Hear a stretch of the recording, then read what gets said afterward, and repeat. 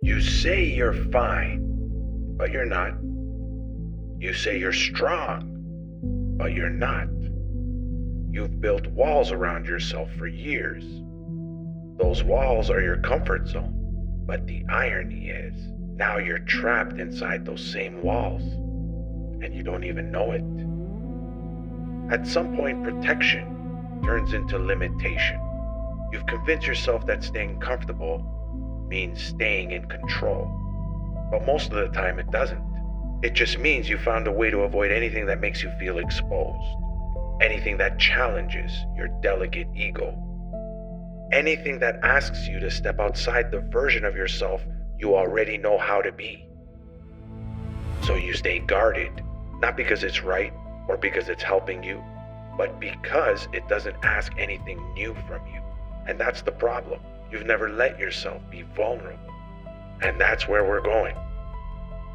Now, when most people hear the word vulnerability, they automatically think weakness. They think it means being soft, being fragile, being emotional for no reason, telling everyone your problems, opening yourself up to anyone at any time with no filter, no awareness, and no control. But that's not vulnerability. That's carelessness. Vulnerability isn't throwing your emotions at people and hoping they know what to do with them. It's not exposing every part of your life just so someone can feel bad for you. And it's definitely not using your pain as an excuse to avoid responsibility. That's where people get it twisted. They think being vulnerable means losing control. But real vulnerability gives you more control, because the second you can name what you feel, admit what's real, and express it clearly, it stops running your life from underneath. You're no longer reacting blindly. You're choosing consciously. And that's a completely different level of control, because it takes awareness to know what you're feeling. It takes honesty to admit what's real. And it takes strength to express that truth without hiding behind pride, fear, or ego. Vulnerability can be as simple as saying, I don't know. And that matters, because a lot of people would rather pretend they know the answer rather than risk looking inexperienced.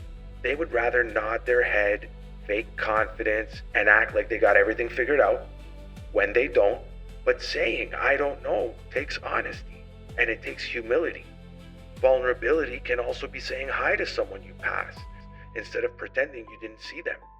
Not that you need anything from them or that you're trying to impress them, but because you're allowing yourself to be seen as a human being. It could be asking for a raise when you know you're worth every cent, but there's a part of you that's a little scared they might say no. And here's the difference. Vulnerability means if they say no, you'll be fine.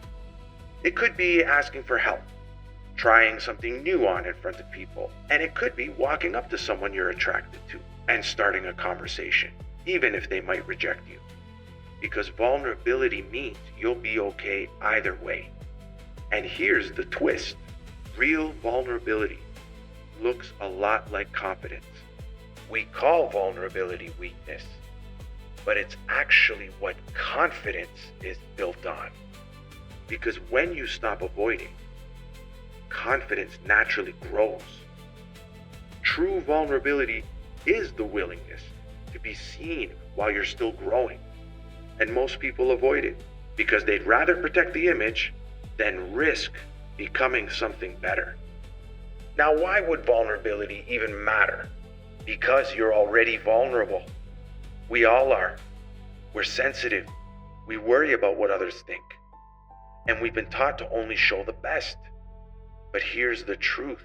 When you hide behind perfection, you push others to do the same. In a world where everyone's outshining each other, no one connects. But when you show vulnerability, it's like speaking directly to their soul. They feel seen because they see themselves in you. And here's what's fascinating. When you stop controlling how you appear, you gain the most control because now you're real. In a world full of pretense, the most unforgettable person is the one who's real. That's why vulnerability isn't weakness. It's your key to authenticity and genuine influence. So how do you actually practice vulnerability without losing yourself in the process? You start by paying attention to the small moments where you immediately want to hide. Not the dramatic moments or the deepest wounds, not the private parts of your life that nobody has earned access to. The small moments, the moments you want to pretend you understand something instead of asking the question. The moment you want to act unbothered, even though something actually matters to you. The moment you want to avoid eye contact because being noticed feels uncomfortable. The moment you want to stay quiet because speaking up might change the way people see you. That's where you begin, because vulnerability isn't about giving everyone access to you. It's about giving yourself permission to show up honestly where honesty is required. And that takes discernment. You don't owe everyone your truth. You don't owe everyone your emotions. You don't owe everyone access to the parts of you that are still healing, still forming, or still being understood. But you do owe yourself the chance to stop hiding from life. Because every time you choose one honest action over one guarded reaction, you teach yourself something. You teach yourself that exposure is not the same as danger. You teach yourself that rejection is not the same as destruction. You teach yourself that being seen does not mean being controlled. And slowly, vulnerability stops feeling like a threat. It starts becoming proof that you can handle yourself. This is what vulnerability really gives you. Not attention or sympathy, not some dramatic moment where everyone finally understands you. It gives you freedom from the act, the freedom to stop walking into every room trying to manage how people see you, the freedom to admit what you don't know, to speak when your voice wants to disappear, to be rejected and still remain whole, to be seen without immediately trying to cover yourself back up. Because the more you practice vulnerability, the less power your fear has over it. The walls start coming down, not all at once or in some perfect way, but piece by piece, moment by moment, choice by choice.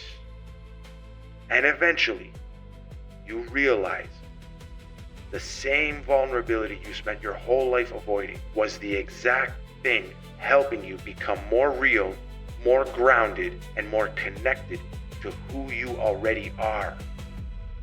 That is how you awaken and evolve.